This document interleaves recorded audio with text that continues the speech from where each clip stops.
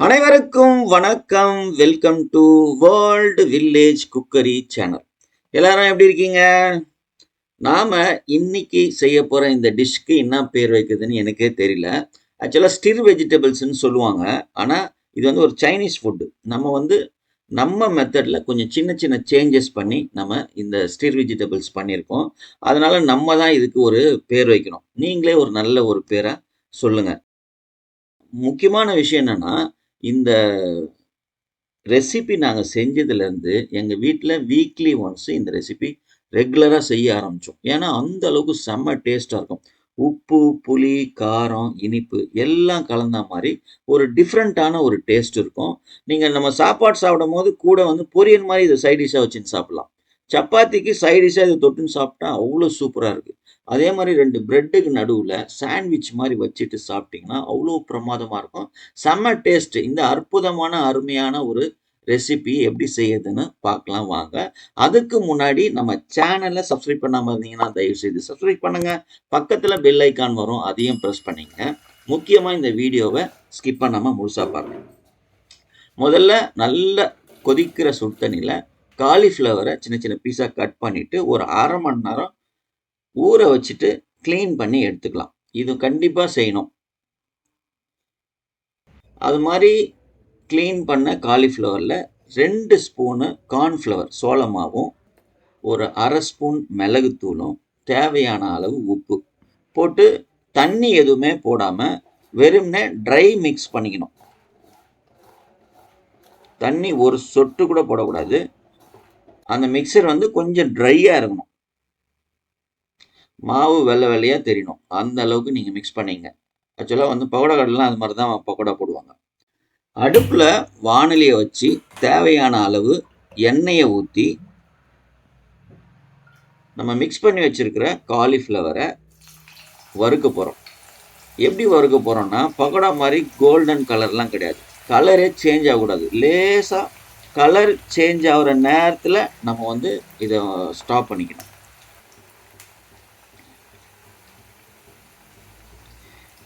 நம்ம இந்த டிஷ் செய்யறதுக்கு நம்ம வந்து கேரட்டு, அப்புறம் ஒரு வெங்காயம், ஒரு கொடை மிளகா எல்லாத்தையும் ஸ்கொயர் ஸ்கொயரா கட் பண்ணி வச்சிருக்கோம். இப்ப பாருங்க லேசா கலர் சேஞ்ச் ஆகுது இல்லையா? இப்போ வந்து ஓரளவுக்கு காலிஃப்ளவர் வந்து நல்லா வெந்துட்டு இருக்கும். இது முக்கியமான விஷயம் சிம்ல வச்சு வறுக்கணும். ஏன் அப்படின்னா காலிஃப்ளவர் வேகணும். அது ரொம்ப முக்கியமான விஷயம். கலரும் ரொம்ப சேஞ்ச் ஆகக்கூடாது. ஆனா காலிஃப்ளவர் நல்லா வேகணும். இப்போ ஓரளவுக்கு வெந்துருச்சு பார்த்தீங்களா? இப்போ நான் கட் பண்ணி வச்சிருக்க கேரட்டு, வெங்காயம், கொடை மிளகா. ஸ்கொயர் ஸ்கொயரா பெருசு பெருசா கட் பண்ணணும். அப்பதான் இந்த டிஷ் சூப்பரா இருக்கும். இது வந்து கரெக்ட்டா 1 நிமிஷம். எப்படி நம்ம காலிஃப்ளவர் கலர் சேஞ்ச் ஆகக்கூடாதுன்னு சொன்னோமோ, அதே மாரி இந்த வெங்காயம், கேரட்டு, கொடை மிளகாவோட கலரும் சேஞ்ச் ஆகக்கூடாது. கரெக்ட்டா 1 நிமிஷம். இந்த லேசா வதங்குனா போதும். அவ்வளோதான். இப்போ நம்ம வந்து இத வந்து தனியா எடுத்து வச்சுக்கணும். தனியா ஒரு பவுல்ல கலர் சேஞ்ச் ஆகுறதுக்குள்ள இத அப்படியே எடுத்துட்டு, கொஞ்சம் லேசா வெந்துரும். 1 நிமிஷம் எண்ணெயில இருந்தாவே எல்லா காயுமே நல்லா வெந்துரும். இப்ப இத எடுத்து தனியா வச்சுக்கலாம். ஒரு சின்ன இது மாரி பான்ல கொஞ்சமா எண்ணெய் ஊத்துங்க. ஏன்னா நம்ம எல்லாமே எண்ணெயில ஃப்ரை பண்ணியிருக்கோம்ல. எண்ணெய் இது அதிகம் தேவையில்ல. நான் வந்து 2 தக்காளி அரைச்சு வச்சிருக்கேன். நான் வந்து பொதுவா வந்து சைனீஸ்ல வந்து அந்த டொமேட்டோ கெட்சப் யூஸ் பண்ணுவாங்க. நான் டொமேட்டோ கெட்சப் மேக்ஸிமம் யூஸ் பண்றதில்ல. அதனால தக்காளிய அரைச்சு எண்ணெயில லேசா நல்லா வதக்கணும் அப்படின்னோம்னா, அந்த கெட்சப் மாரி வந்துரும். கொஞ்சம் சர்க்கரை போட்டோம் அப்படின்னா. இப்போ ஒரு 1/2 ஸ்பூன் இதுல சர்க்கரை போட்டுட்டு அதையும் நல்லா மிக்ஸ் பண்ணிக்கணும். நீங்க கெட்சப் யூஸ் பண்ணனாலும் யூஸ் பண்ணலாம். கொஞ்சம் போல ஒரு 1/2 டேபிள் ஸ்பூன் சோயா சாஸ். அப்புறம் நான் வந்து ஒரு 1/4 அன்னாச்சி பழத்தை நல்லா ஸ்கொயர் ஸ்கொயரா கட் பண்ணி வச்சிருக்கேன். ஒரு 1/2 தக்காளிய 4 பீஸா கட் பண்ணியிருக்கேன். இது வந்து ஒரு கலருக்காக தான். லேசா வதங்கும் அவ்வளோதான். நல்லா இருக்கும் சாப்பிடும்போது. இது எல்லாத்தையும் ஒரு 1 நிமிஷத்துக்கு இந்த தக்காளியோட சேர்த்து நல்லா வதக்கணும். வதங்குனதுக்கப்புறம் நம்ம ஃப்ரை பண்ணி வச்சிருக்கோம்ல, அந்த வெஜிடபிள்ஸை இதில் சேர்த்துக்கலாம். சேர்த்துட்டு இதுவும் அவ்வளோதான். 1 நிமிஷம் இல்லைன்னா 2 நிமிஷம் நல்லா மிக்ஸ் பண்ணிட்டு, நல்லா ஃப்ரை பண்ணிட்டு, நம்ம ஃப்ரைட் ரைஸ் அந்த சில்லி சிக்கன்லாம் ஃப்ரை பண்ணுவாங்க பாரு, அது மாரி. ஆனா முக்கியமா வந்து கலர் சேஞ்ச் ஆகக்கூடாது, தீயக்கூடாது. அவ்வளோதான். இப்படியே எடுத்துட்டு நீங்க சர்வ் பண்ணீங்க அப்படின்னா, அவ்வளோ பிரமாதமா இருக்கும். இது வந்து முக்கியமா வீட்ல இருக்க சின்ன பசங்க ரொம்ப விரும்பி சாப்பிடுவாங்க. இதனோட டேஸ்ட் வந்து அது மாரி இருக்கும். எல்லா டேஸ்ட்டும் கலந்தா மாரி ஒரு மாரி டிஃபரண்ட் டேஸ்ட் இருக்கும்.